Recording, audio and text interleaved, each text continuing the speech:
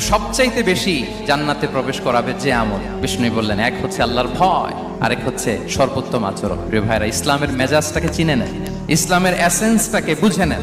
আমরা ভালো আচরণকে গুরুত্ব দিতে চাই না।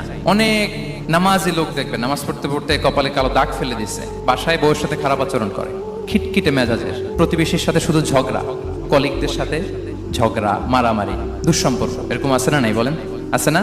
কিন্তু নামাজি, অনেক বড় হাজি, একদিনও কোরআন তেলাওয়াত মিস হয় না।